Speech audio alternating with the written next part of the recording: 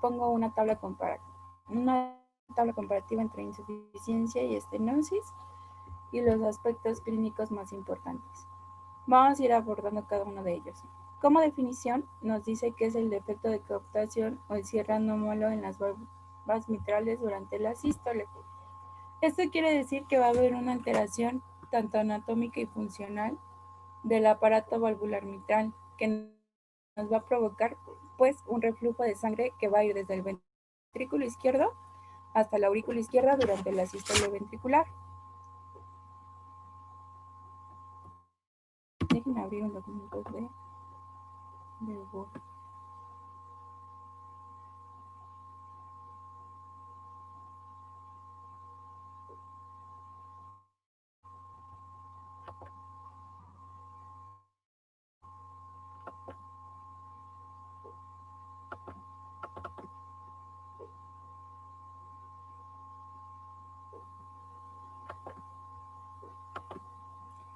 ¿Cómo se les hace más fácil? ¿Con diapositivas o que vayamos abarcando los aspectos más importantes y resumiéndolos?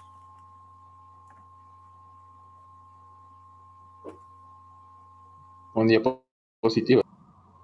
Ok, con diapositivas.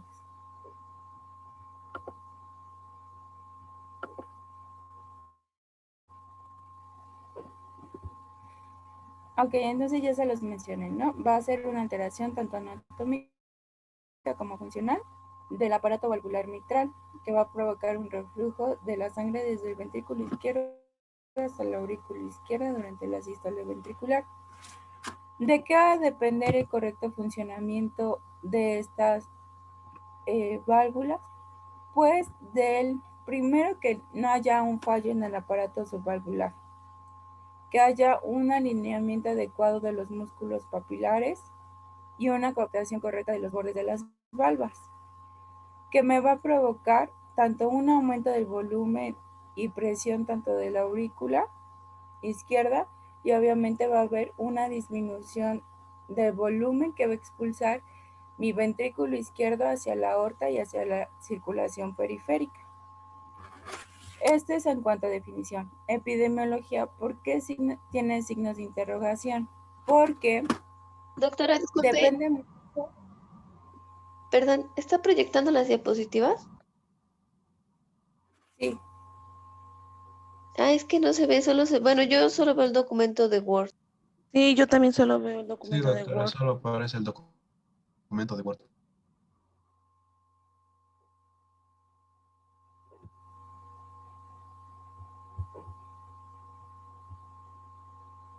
ok. ¿Ya se ve? Sí, doctora, ya se ve las diapositivas. Sí, doctora.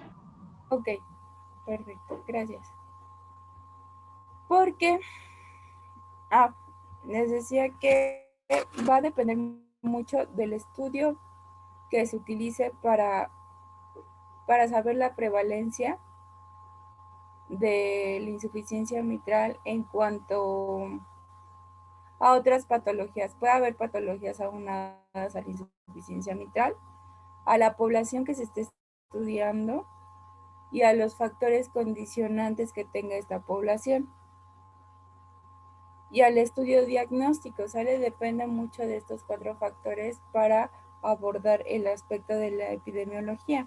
Ustedes ya saben que para hacer diagnóstico de la insuficiencia mitral es por medio de la ecocardiografía. Y en un estudio realizado, que es el estudio de Framingham, que es el más frecuente o el más característico para saber la prevalencia en cuanto a la insuficiencia mitral con el prolapso valvular, nos dice que la prevalencia valvular con prolapso va a ser de 2.5% en un estudio. Este fue un estudio que se realizó en 11.911 pacientes, de los cuales 2.5% tienen una prevalencia valvular. Quiere decir que la insuficiencia mitral va a ser la valvulopatía más frecuente y no va a tener predilección ni por género, pero sí vamos a ver que hay una relación lineal con la edad, ¿sale? Nos habla que en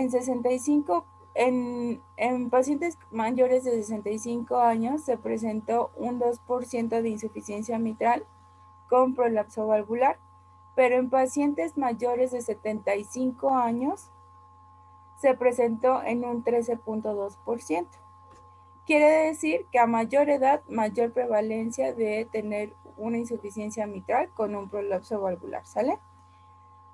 Y también otra condicionante o que se ha estudiado es que en países industrializados la causa más frecuente va a ser la insuficiencia mitral orgánica, que va a depender o la vamos a estadificar por la severidad de la regurgitación y de la función sistólica ventricular izquierda.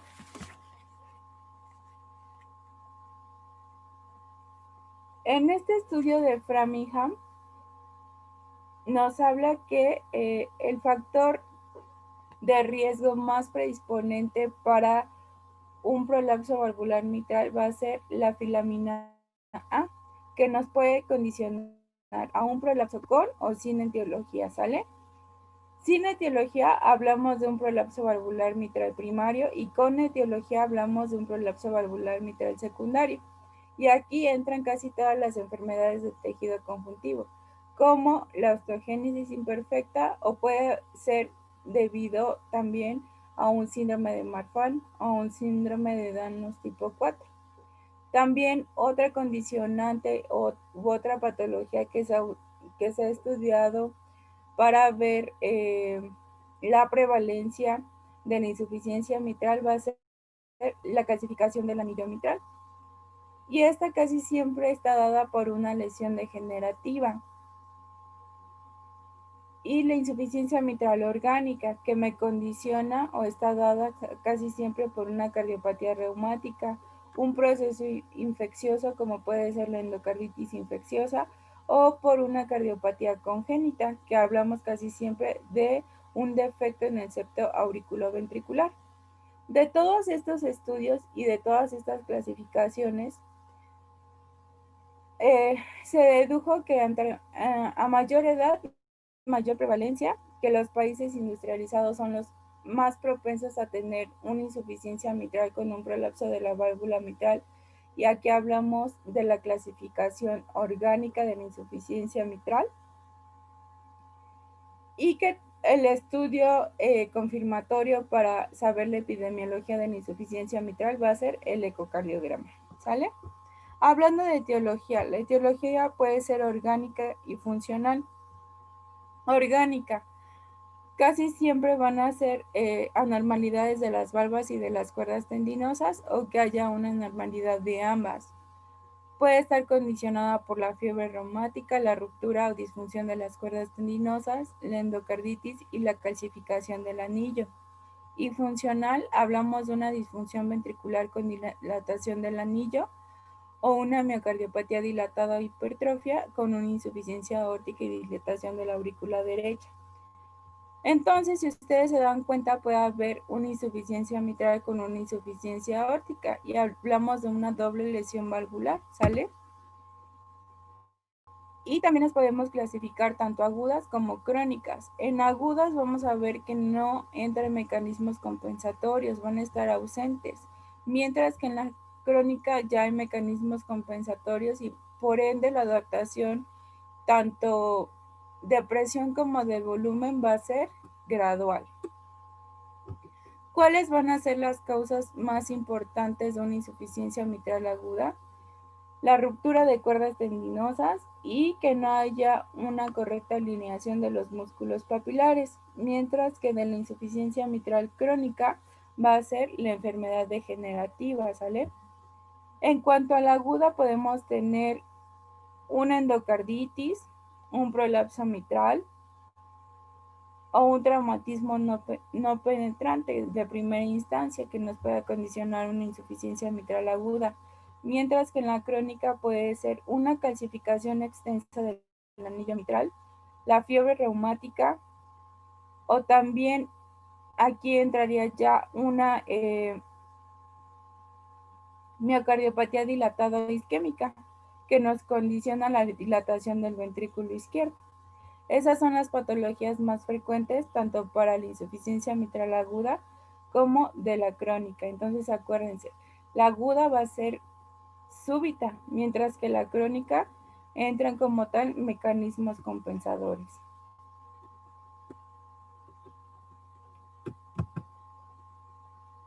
Se me olvidó mencionarles que la insuficiencia mitral crónica puede ser primaria y secundaria. Primaria, hablamos de que hay una alteración de la válvula, y secundaria, el funcionamiento se va a ver alterado por una patología ventricular, casi siempre por una dilatación ventricular. Y esto nos va a dar me va a proporcionar que haya una incorrecta coaptación de las válvulas mitrales, sobre todo en la fase sistólica. Por eso se llama crónica, ¿sale? Porque va a haber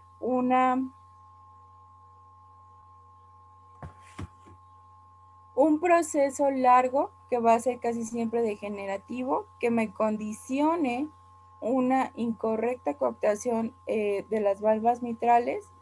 La fase sistólica se va a ver alterada y van a entrar con ello mecanismos compensatorios. ¿Hasta aquí alguna duda?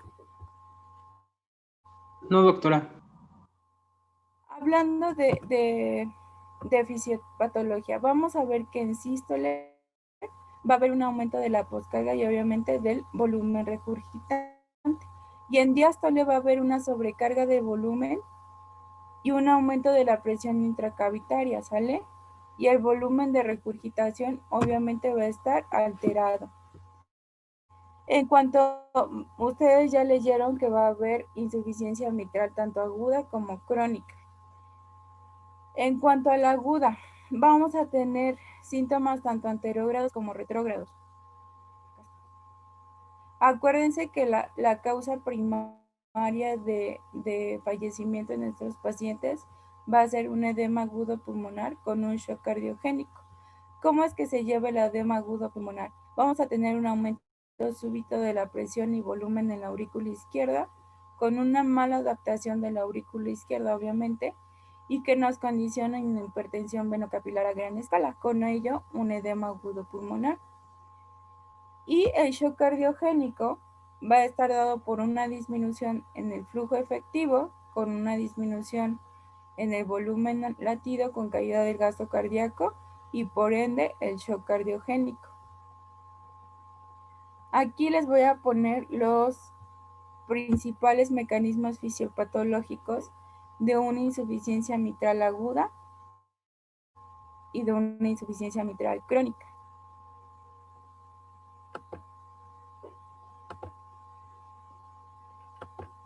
Ya vimos que las dos condicionantes va a ser de la insuficiencia mitral aguda, el shock cardiogénico y el edema agudo pulmonar.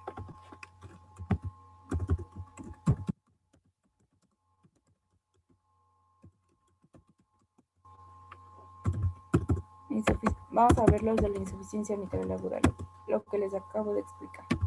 Va a haber un aumento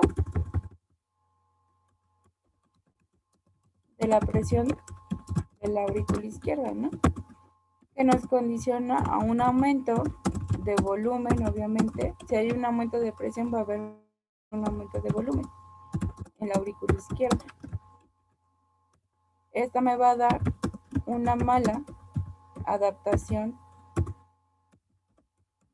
auricular izquierda, que me va a condicionar una hipertensión venocapilar. Como hay una mala distribución de esto, va a haber una disminución del gasto cardíaco.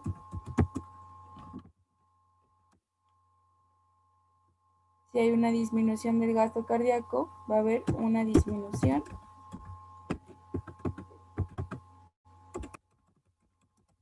del volumen latido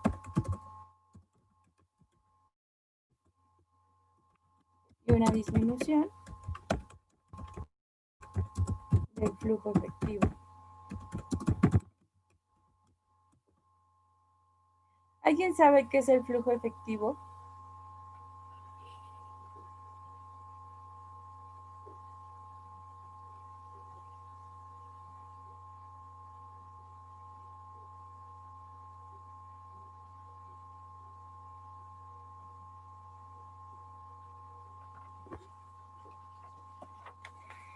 Bueno, el flujo efectivo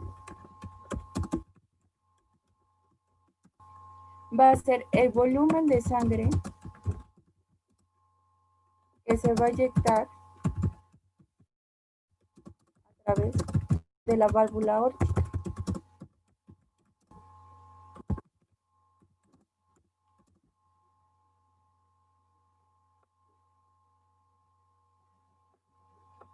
¿Y por qué es importante? Porque siempre va a ser menor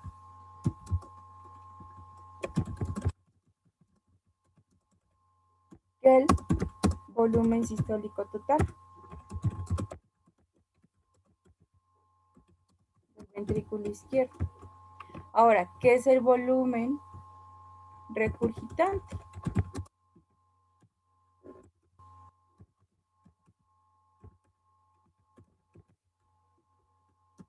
Va a ser el porcentaje del volumen sistólico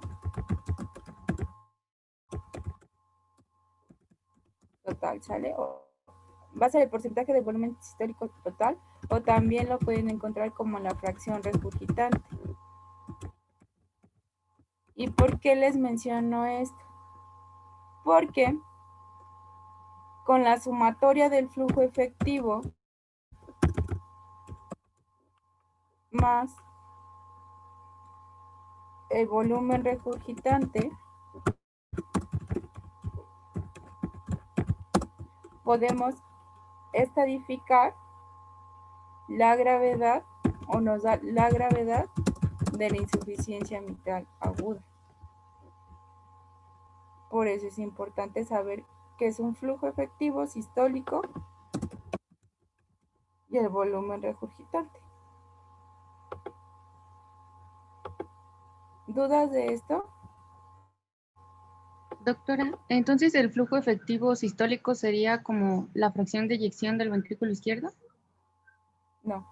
El flujo efectivo sistólico va a ser el flujo de sangre que se va a inyectar a través de la válvula aórtica al ventrículo izquierdo. ¿Sale? Ujú. Gracias.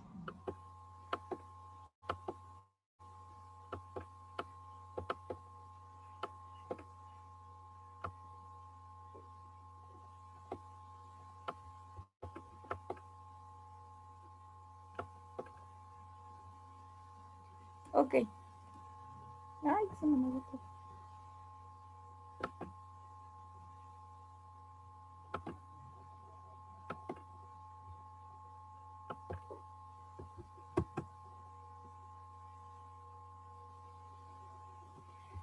Y la fisiopatología de la insuficiencia mitral crónica, vamos a tener un aumento de la presión de la aurícula izquierda que nos conlleva la dilatación de la aurícula izquierda, la hipertensión venocapilar pulmonar y la hipertensión arterial pulmonar, ¿sale?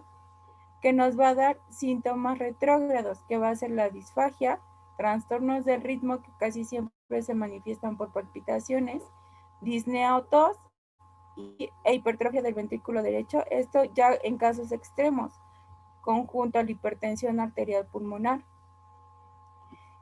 Y del lado anterógrado vamos a tener un aumento de la precarga con dilatación del ventrículo, un daño contráctil y la caída del gasto cardíaco.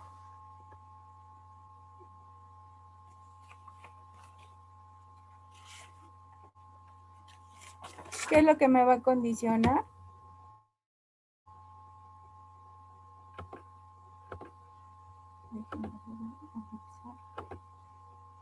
¿Esto ya lo puedo borrar? Ya, doctora.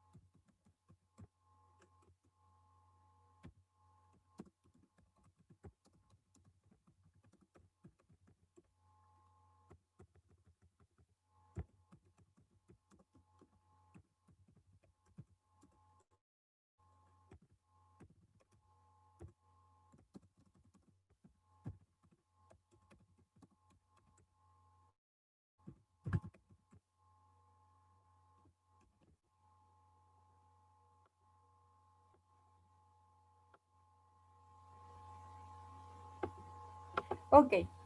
En cuanto a la insuficiencia mitral crónica, vamos a tener un aumento de la presión que me condiciona una dilatación de la aurícula izquierda, ¿sale? Por lo tanto, va a haber una hipertensión venocapilar pulmonar con una hipertrofia del ventrículo derecho.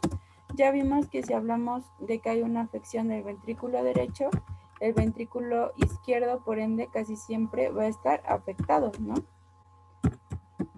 Ventrículo derecho. Y la hipertensión venocapilar pulmonar es por la disfunción del ventrículo izquierdo. Va a haber una hipertensión arterial pulmonar con la disminución del gasto cardíaco. Aquí va a depender mucho que, de acuerdo a la apertura sistólica, nos va a dar la cantidad regurgitada, ¿sale?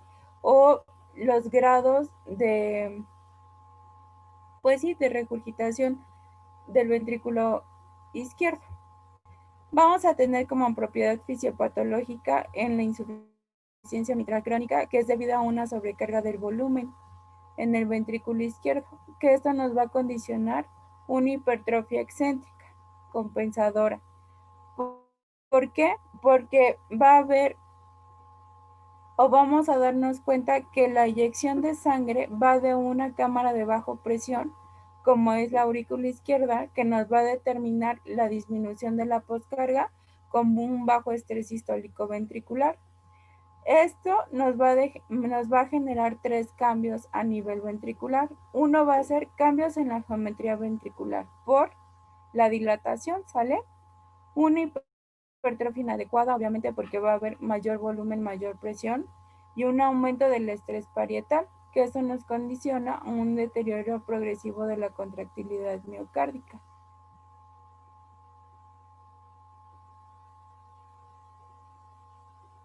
Y estos van a ser los 3 cambios fisiopatológicos finales de una insuficiencia mitral crónica. ¿Dudas de esto?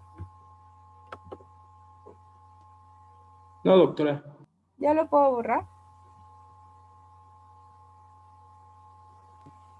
Sí. Sí, doctora. Doctora, ya se va a acabar el tiempo. Ok. Este es